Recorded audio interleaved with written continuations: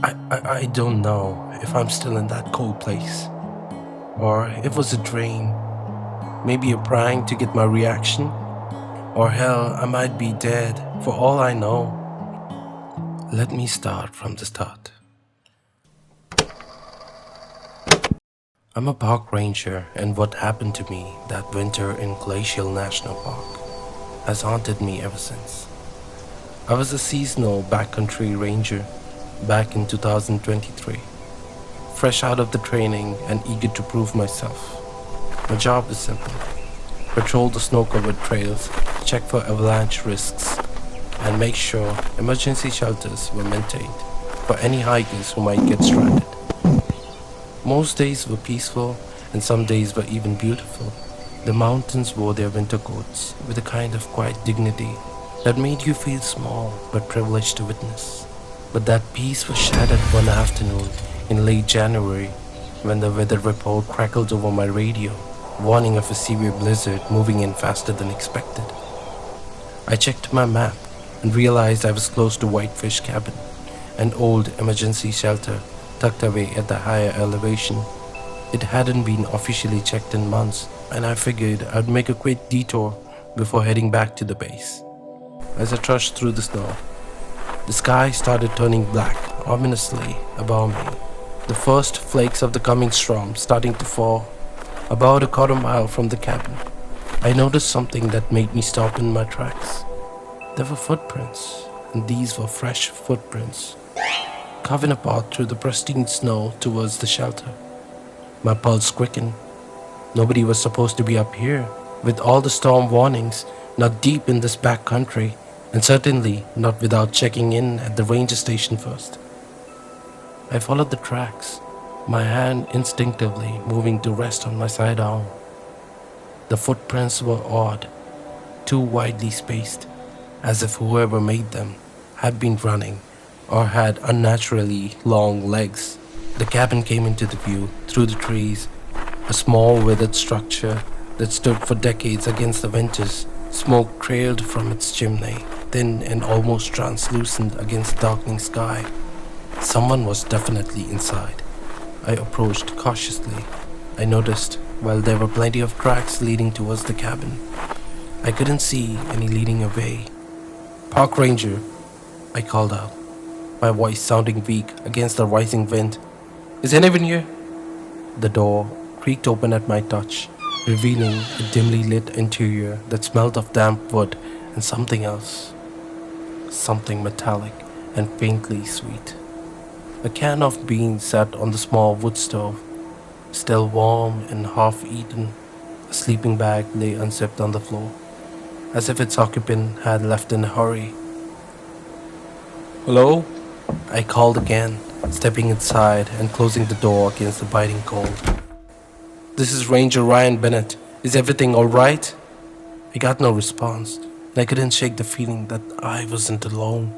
My eyes scanned the cabin, a table, 2 chairs, a small bed frame, and a window overlooking the valley below. There was something by the window that I noticed that made my blood run cold. Carved into the wooden frame was a single word: "Stay." The letters were jagged and deep, splinters still fresh around the edges. This had been done recently. I checked the perimeter outside, fighting against the wind. There were no snowshoes propped against the wall, no backpack, the sign of transportation. Whoever had come here had either continued on foot into what now was becoming a whiteout blizzard, or was still here somewhere. By the time I finished my search, the storm had arrived in full force. There was no way I could make it back to the base now. The trail would be buried within the hour. I was stuck here, in this cabin, with the possibility of something trapped here along with me. I radioed in my position, but the storm interfered with the signal.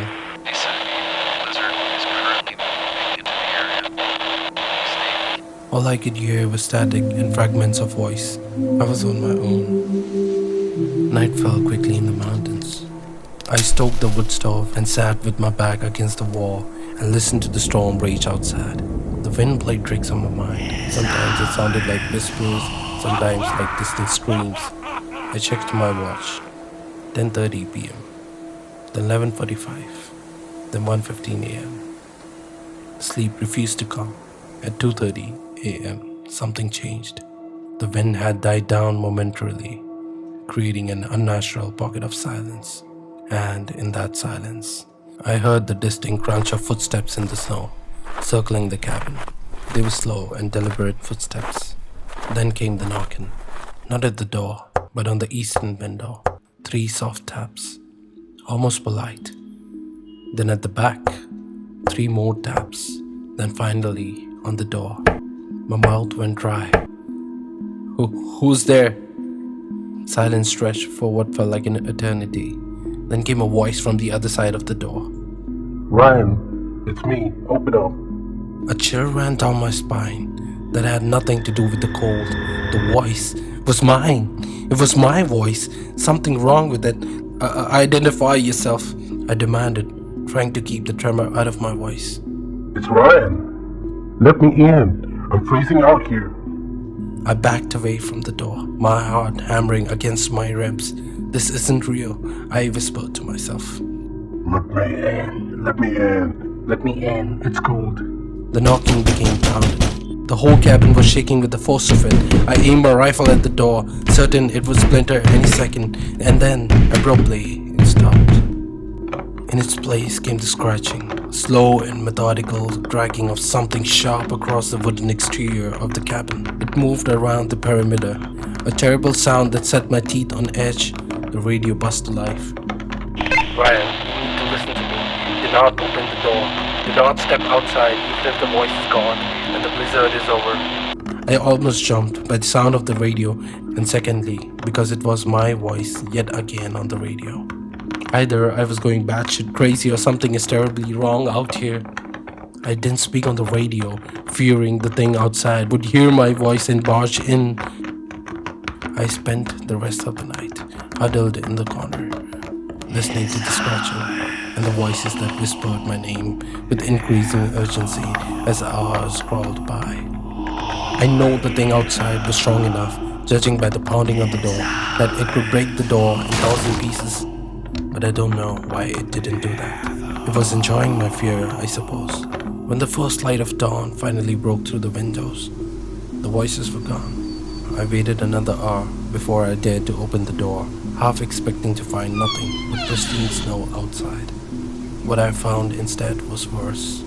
The snow was undisturbed, yes, no signs of anything having moved through it during the night. But on every window and across the door itself were handprints, not exactly like human. These were nearly twice the size, with elongated fingers that tapered to points. I took a couple of photos, collected samples of the wood where the scratching had left deep gouges, and reported everything once I made it back to the base. Officially, my report was filed under weather-related auditory hallucination and frost pattern anomaly. The photos were confiscated.